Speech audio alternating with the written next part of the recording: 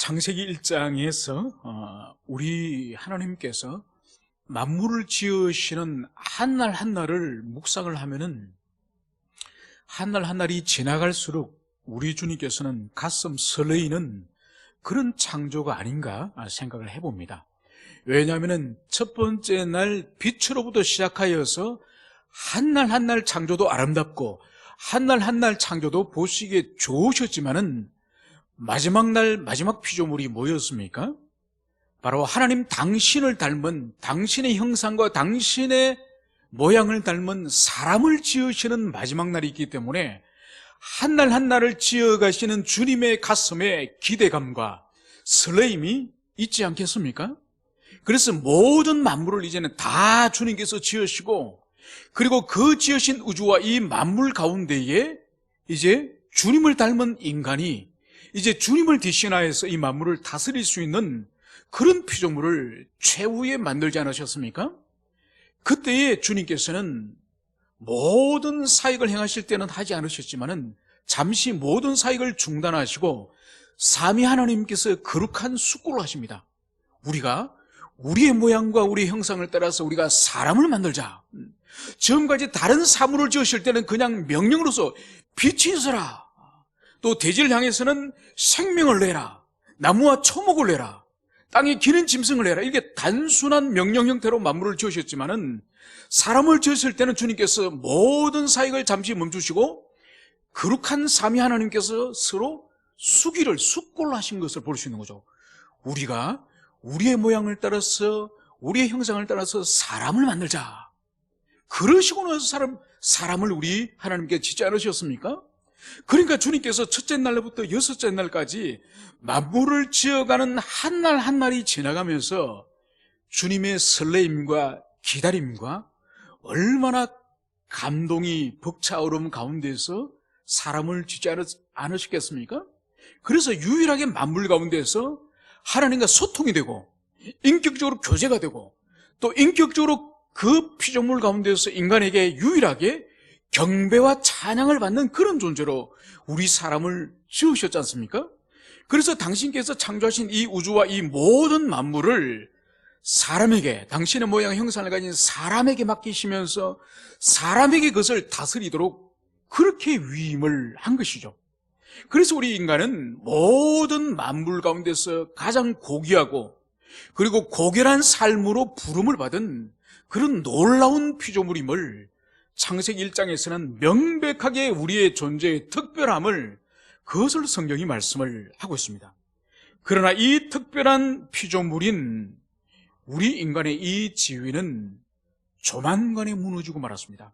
그것은 바로 우리가 알다시피 하나님의 원수인 사탄의 유혹에 의해서 바로 하나님께서 언약을 체결하시고 절대로 먹지 말도록 먹는 날에 반드시 죽을 것이라고 하는 이 검령을, 바로 하나님의 원수인 사탄의 말을 듣고 우리 인간은 하나님이 인생이 걸어가야 될 길을 만들어 주신 그 길을 걸어가지 않고 사탄이 유혹하는 그 길을 걸어갔으니 모든 만물과 이 우주 가운데서 창조주 하나님께서 인간에게 당하실 수모와 인간에게 당하신 그 부끄러움이 얼마나 주님께서 크시겠습니까? 여러분, 가끔 연로하신 어르신들, 그러니까 젊었을 때는 힘을 다해서 자식을 키우고 자식을 가르치고 그렇게 힘을 다했던 분들이, 연로하신 분들이 가끔씩 아주 불행한 삶의 극단적인 일을 하는 사람들 봅니다. 다른 것이 아니라 자살을 하는 거죠. 그러니까 연세가 그렇게 많은 분인데 자식도 잘 키우는데 그분들이 생애의 마지막에 그렇게 순리를 따라서 돌아가시지 않고 어떤 약물을 먹거나 극단적인 선택을 하는 경우들 가끔씩 소식을 듣습니다. 그분들의 이 죽음의 비하인드를 가만히 들어보면은 아주 안타까운 이야기들이 있습니다. 그렇게 공을 다하여 키우고 유학을 보내고 공부를 가르치고 그렇게 해서 키우는데 늙고 무기력해지는가, 이 부모를 하찮게 여기면서 모욕을 주는 모욕을. 그래서 한국전쟁도 통과하고 일제시대도 통과하고 그 환란의 때를 온몸으로 통과하면서 살아남았는데 자기가 낳고 키워준 그 자식한테 멸시를 당하니까 그걸 참지를 못하는 거죠. 그래서 약을 먹고 극단적으로 생명을 끊는 부모들의 이야기를 가끔씩 듣는 거예요. 저는 그리스도께서 당하시는 이 14장과 15장에서 일관되게 가장 많은 양을 할애하는 것이 바로 뭔가 하니까 조롱을 당하는 거예요. 모욕을 당하는 거예요. 수치를 당하는 거예요. 지난 시간에도 말씀드렸다시피 예수님이 당하는 고통의 본질은 육체의 고통이 아니에요. 육체보다 더 본질은 정신적인 고통이요, 그보다 더 본질은 건 영혼이 당하는 고통이에요. 오늘 여기서 등장하는 이 주님의 고통은 바로 주님의 이 정신이 당하는 고통을, 그것을 기록하고 있습니다. 여러분, 14장에서 먼저 주님께서 가야바의 뜰에서 거기서 재판을 당하지 않습니까? 그날 밤에 이제 주님께서는 이제 그곳에서 얼굴에 침을 뱉고 눈을 가리고 선지자 노릇하면서 주님의 얼굴을 뺨을 때리는 모욕을 당합니다. 거기서 한번 극단적인 인격적인 모욕을 주님께서 당하셨고, 그리고 오늘 여기서 또다시 빌라도의 법정에서 또다시 모욕을 당하는 장면을 우리가 오늘 묵상하였습니다. 오늘 16절에 보면 군인들이 이제 빌라도 법정에서 사형이 선고된 이 결과로 군인들이 이제 예수님을 끌고 바로 십자가에 매다는 사형을 집행하지 않습니다. 뭘 먼저 하느냐? 바로 브라이도리오라는 뜰 안에 들어가서 온 군대를 모으고, 이 브라이도리오는 뭔가 하니까 이 로마의 총독이 평소는 예루살렘에 머물지 않습니다. 이 총독은 가이사라에 있는 거죠. 우리가 사도행전을 공부할 때 사도행전에서 바울이 가이사라 총독부에서 재판을 받은 건 여러분 기억하시죠? 그죠? 평소에는 이 빌라도 총독이 가이사라에 머물다가 유월절이라든지 오순절이라든지 성전에 중요한 명절이 있어서 많은 사람이 이 예루살렘으로 모여드는 이 비상시기에 이 총독이 예루살렘으로 올라오는 거죠. 그때 머무는 곳이 이 브라이도리온, 바로 총독의 관저라는 것을 우리가 이해해야 될 것입니다.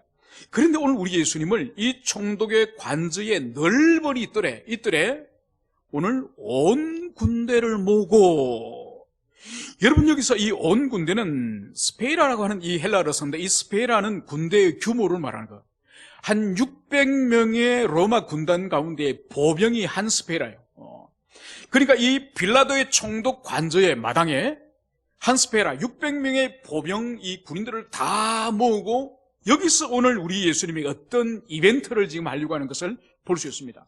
그것이 바로 뭔가 하니까 이제 17절부터 등장하는 예수님에게 자색 옷을 입히고 머리에 가시관을 씌우고, 그리고 그분에게 경례하며, 다른 복음서에는 무릎을 꿇고 절하였다고 기록되었습니다. 경례하며, 그러면서 우리 주님을 향해서 유대의 내 왕이여 평안할지어다, 그러면서 이제는 갈대로 주님에게 지어줬던, 왕의 홀로 지어줬던 그 갈대를 빼앗아서 머리에 가시관을 쓰고 있는 그 가시관 위에 이제 주님의 머리에 갈대로 이제 내리치는 것을 봅니다.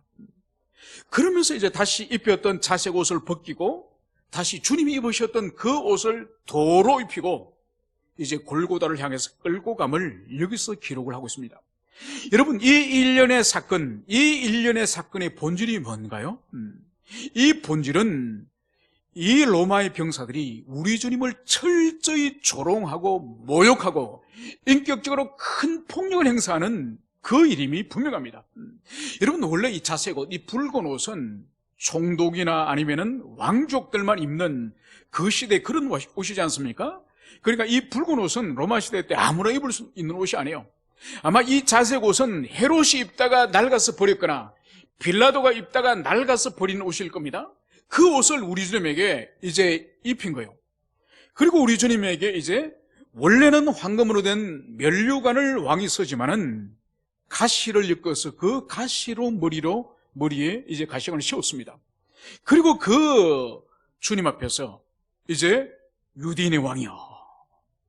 여러분, 이 모든 것이 우리 주님을 철저히 조롱하는, 철저히 멸시하는, 철저히 우리 주님의 인격을 짓밟는 그런 행동이지 않습니까? 그죠? 여러분, 여기서 우리가 볼 수 있는 것이 바로 뭔가 하니까 우리 주님이 당하신 이 수욕, 이 조롱, 이 모욕, 여러분 이 모욕이 바로 창조 후에 우리 하나님께서 가장 고귀히 여기고 가장 존귀한 존재로 지으신 우리 인간으로부터 당하신 그 모욕, 그 모욕을 원래 우리가 죄의 형벌로서 영원한 하나님과의 단절과 지옥의 형벌뿐만 아니라 말할 수 없는 수치를 우리가 당해야 되는데 그 수치를 바로 이 성자이신 그리스도 예수 이분이 그대로 온 몸으로 온 인격으로 이분이 다 당하시는 것을, 그것을 여기서 볼 수 있습니다. 여러분 이것은 오늘 24절 이후에 가면 이것이 더 점정됨을 오늘 여기서 볼 수가 있습니다. 오늘 이들은 우리 주님을 좌우로 강도들 사이에 주님을 세웁니다. 여러분 일찍이 우리 주님을 강도, 죄인 가운데 하나로 취급받을 것이라고 구약에서 이미 예언하고 있습니다. 그러니까 우리 주님께서는 이 좌우에 못 박힌 이 로마 제국에 대해서 반란을 일으키고 살인을 하고 폭동을 한 이 죄인과 똑같은 수준의 그런 혐오스러운 존재임을, 이것을 오늘 우리 주님을 향해서 모욕을 지금 주는 거예요. 그리고 더 나아가서 우리 주님에게 이제 입혀졌던 옷들이 다 벗겨집니다. 여러분 우리가 성경에 관련되는 그런 성화나 그림이나 또 영화나 드라마를 보면은 예수님께서 십자가 못 박히실 때에 이제 옷을 입고 있는 것처럼 그렇게 보이지만은 실제로 그렇지 않습니다. 실제로 로마 병사들이 십자가 사형수를 집행할 때는 옷을 다 벗기는 거예요. 그러니까 여러분 어린아이도 한 4-5살이 되면 옷을 벗기면은 아이가 수치감을 느끼지 않습니까? 수치감을 느끼는데 성인이고 그것도 피조물에게, 창조주 하나님께서 피조물에게 옷을 다 벗김을 당하고 십자가에 매달리는 거예요. 여러분 인간이 당할 수 있는 가장 수치 중에 수치인 그 많은 사람들 가운데에 주님께서는 옷을 다 벗기는 이런 수치를 당하였음을, 그것을 우리는 기억을 해야 될 것입니다. 그러면서 이제 우리 주님께서는 못을 박히시는 거죠. 여러분 양손과 발에 못 박히신 이후에 오늘 우리 주님은 이 골고다라는 곳에 이제 못이 박히시는데 이곳이 정확히 어딘지는 아직 모릅니다. 그런데 사람들이 추측하기로 이 골고다라고 하는 이 지명이 오랫동안 사형을 많이 집행했던 그 예루살렘 성 밖에 있는 그 지명으로 그렇게 추정을 하고 있습니다. 그러니까 이것은, 이 골고다 이 지역은 아마 많은 사람들이 지나가는 큰 대로변에 있다고 그렇게 추측을 합니다. 왜냐하면 많은 사람들이 지켜볼 때의 그 수치감이나 또 로마 당국 입장으로 볼 때도 그 잔인한 사형을 볼 때의 경각심을 불러일으키기 때문에 아마 큰 길 옆에 이 골고다 십자가가 있었다고 봅니다. 그래서 오늘 29절에 보면은 지나가는 이들이 자기 머리를 흔들며 예수에게 모욕을 하였다, 이 말씀을 기록을 하고 있습니다. 여러분 어떤 저주스러운 말을 하면서 사람이 머리를 흔드는 것은 이건 매우 조롱하는 모욕적인 그런 유대적인 관습인 것을, 그것을 우리는 기억해야 될 것입니다. 그러면서 이 사람들이 이렇게 주님을 향해서 이제 모욕을 합니다. 아하, 성전을 헐고 사흘에 짓는다는 자여. 여러분 이것은 성전을 예수님이 헐고 3일 만에 짓겠다고 하는 것은 우리가 지난 시간에 살펴봤던 것처럼 예수님이 친히 말씀하신 것이 아니라 거짓 정인들이 지어낸 그런 정언임을 볼 수 있습니다. 여러분 이 말을 여기서 골고다에서 다시 반복되고 있다는 것은 바로 뭔가 하니까 예수님을 이제 고소한 그 사람들이 이 골고다에까지 따라왔음이 아주 가능성이 높다는 것을 볼 수 있습니다. 그러면서 이제 우리 주님을 향해서 30절에 보면 내가 너를 구원하여 십자가에서 내려오라, 이제 너 자신을 구해봐라, 너 자신을 구하고 내려오라, 이것을 오늘 도전하는 것을 여기서 볼 수 있습니다. 그러면서 오늘 31절에는 그와 같이 대제사장들도 서기관들과 함께 희롱하며 서로 말하되 그가 남은 구원하였을 때 자기는 구원할 수 없도다.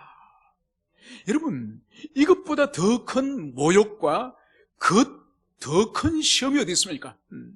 우리 주님이 다른 사람을 구원할 수 있는 능력이 있을 뿐만 아니라 자기 자신을 십자가에서 구원할 능력이 없습니까? 그렇지 않죠. 자신을 십자가에서 던짐으로 말미암아서, 죽으심으로 말미암아서 죄인을 살리시기 위하여서 자신을 지금 던지는 거죠. 여러분, 오늘 여기서 이 대제사장과 서기관들은 우리 주님을 향해서 희롱을 하기도 하지만은 오늘 도전을, 시험을 하는 것이라고 볼 수도 있습니다. 여러분, 1988년도인가요? 오래전이죠 벌써. 그때 만든 영화 가운데에 예수 그리스도의 최후의 유혹이라는 영화가 있습니다.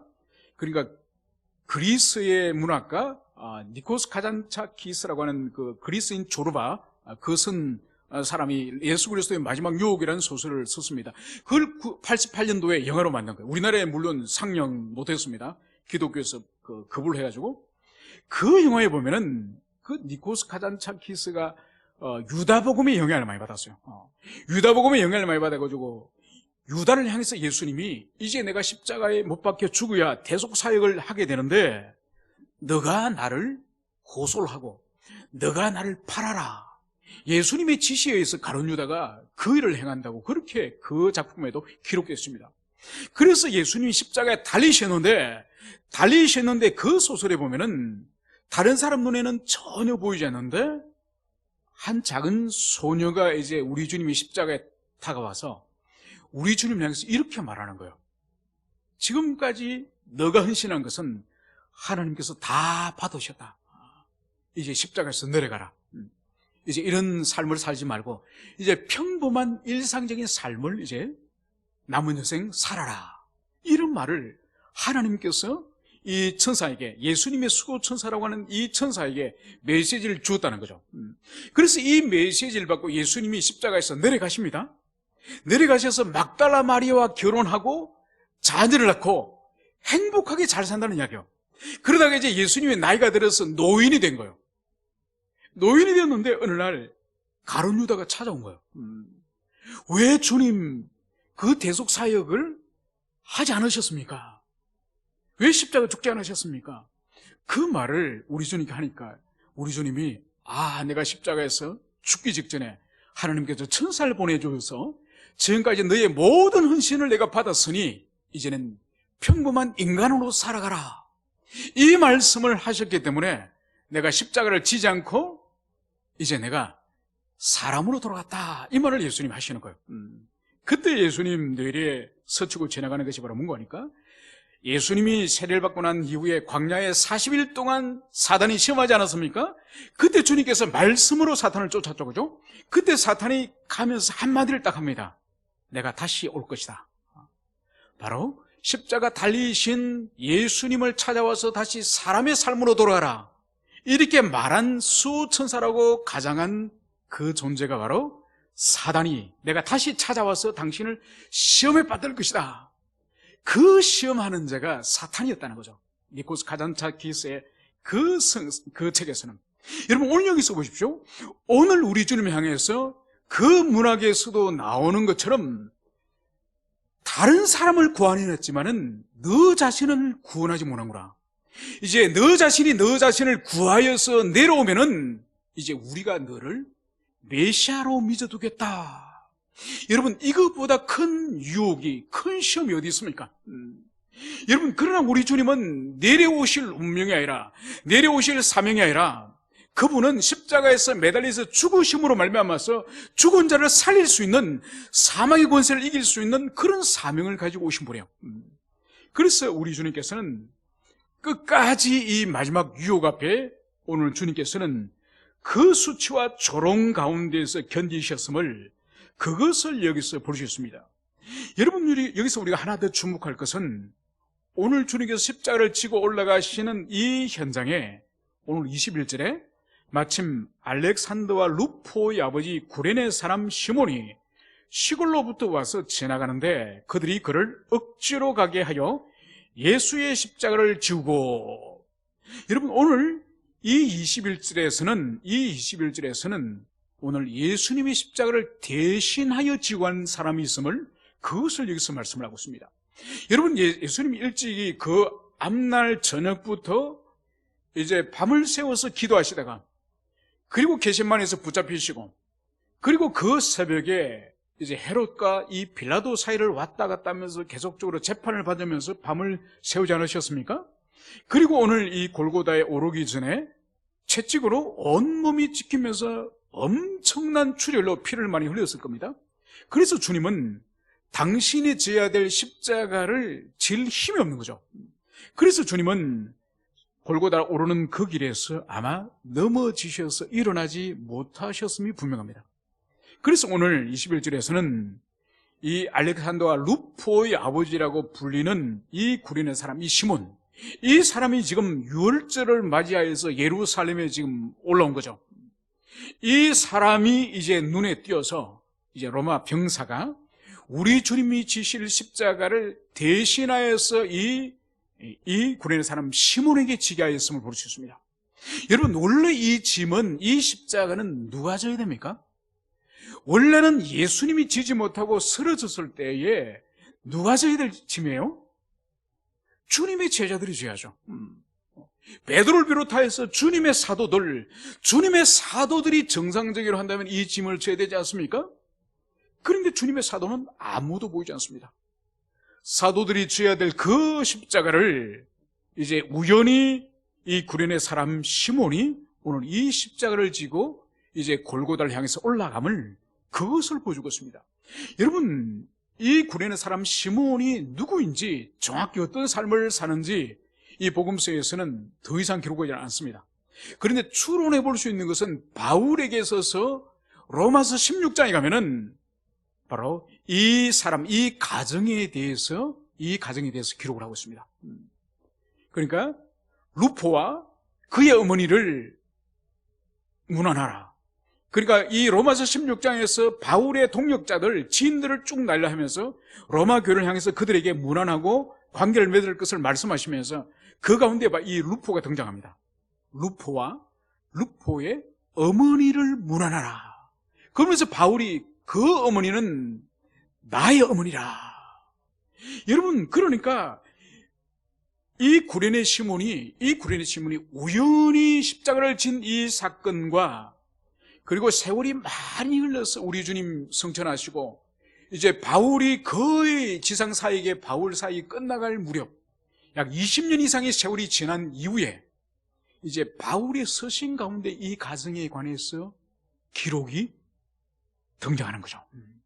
그리고 바울에게 있어서 이 구레네 시몬의 아내가 바울이 어머니라고 부를 정도로 그런 이 집안이, 이 가정이 초대교회의 유명한, 초대교회에 알려진 그런 가정임을, 그것을 볼 수 있는 거예요.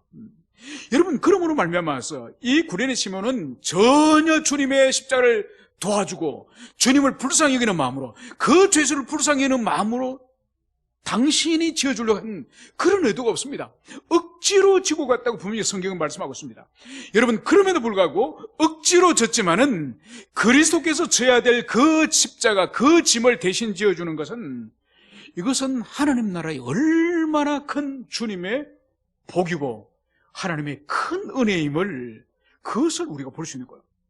여러분, 그러므로 이 루포와 이 알렉산더의 아버지의 이 헌신, 이 희생, 이것을 기억할 때마다 하나님께서는 우리가 이웃을 위해서나 지체를 위해서나 교회를 위해서나 우리가 주님의 나라를 위해서나 작은 헌신, 예수님께서는 친히 소자에게 물 한 모금이라도 주는 자에게 절대로 천국에서 상을 잃어버리지 않을 것이라고 말씀하신 것처럼, 이 가정이 이후의 교회 역사 가운데서나 하나님 나라에서 얼마나 이 가정이 존귀하게 쓰임받았음을, 그것을 여기서 볼 수가 있습니다. 이제 말씀을 정리하고자 합니다.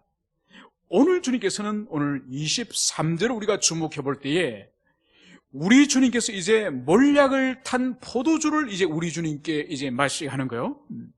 그런데 우리 주님께서는 받지 아니하시니라. 여러분, 이것은 뭔가 하니까 이 몰약은 마취제요, 마취제. 그리고 이 몰약을 포도주에 타서 사형수들이 온몸이 지금 터져서 피투성이가 되거나, 안 그러면은 십자가의 손과 발목이 지금 못에 박혀서 출혈이 낭자한 그런 고통 가운데 있는 사람들 향해서 고통이 경감되면서 죽어가도록 하기 위해서 마지막 이 예루살렘 여인들이 베푸는 자비, 사형수에게 마지막으로 베푸는 자비가 바로 이 마취제 몰약을 섞어서 이 십자가 매달린 죄수에게 서서히 죽어가도록, 그 통증이 경감된 가운데 서서히 죽어가도록 우리 주님을 향해서 몰약을 탄, 마취제를 탄 포도주를 우리 주님의 입에 대게 한 거예요. 그 결과는 뭔가요? 우리 주님이 마셨습니까? 마시지 않으신 거죠. 여러분, 이것은 바로 뭔가 하니까 우리 인생들이 창조주 하나님께 범하였던 타락의 그 결과인 형벌, 영원한 지옥 형벌, 그 형벌을 우리 주님이 우리를 대표하고 대신하여서 그분이 온몸으로 전인격으로 그 형벌을 감당하셔야 되지 않습니까? 그것을 온몸으로 감당하셔야 되는데 마취제를 통해서 조금 더 경감하는 그것을 주님께서는 거부하신 거예요. 완전히 십자가 달리셔서 바로 죄인이 담당해야 될 지옥의 형벌을 그대로 다 감당하시기 위해서 조금 더 마취제의 그 고통을 경감하는 그 수단을 이용하지 않고 온몸으로 다 그것을 감당하시기 하는 그 주님의 의지를 여기서 볼 수 있는 거예요. 그래서 주님께서 받지 아니하시고, 여러분, 그러므로 말미암아서 오늘 여기서 본문에서 등장하는 이것은 바로 뭔가 하니까 주님의 끝없는 담이 없는 정신과 영혼이 당하는 고통, 담이 없는 육체가 당하는 고통, 그래서 마취제도 거부하고 온몸이 찢어지고 온몸이 터지는 이 고통을 그분의 육체와 인격에서 그대로 감당하시고, 그래서 지옥의 형벌을 온몸으로 맛보시고자 하는 주님의 대속주의신 이 모습을 여기서 우리가 볼 수 있는 거죠. 여러분, 그래서 우리가 십자가를 생각할 때마다 주님이 그분의 육체와 정신과 영혼의 어떠한 형벌을 담당하시고, 그래서 그 담당하실 그 고난과 고통은 원래 우리 것인데, 원래 우리가 져야 될 십자가인데, 그분이 담당하신 결과로 우리에게 영생과 우리에게 하나님과 관계와 우리에게 주님께서는 천국의 복음이 있음을, 그것을 우리가 가슴 깊이 새기는 우리가 되었으면 좋겠습니다. 이제 우리 주님은 이런 고난을 통과하시고 이제 숨을 거두시고, 이제 내일 하루 동안 주님께서는 무덤에 계셨다가 이제 주일 새벽에 주님은 드디어 부활하심을, 우리가 내일 또 마지막 하루 동안 깊이 묵상하시고 주님의 부활을 우리가 기쁨과 감사함으로 맞이하는 우리 모두가 되었으면 좋겠습니다. 함께 기도하시겠습니다.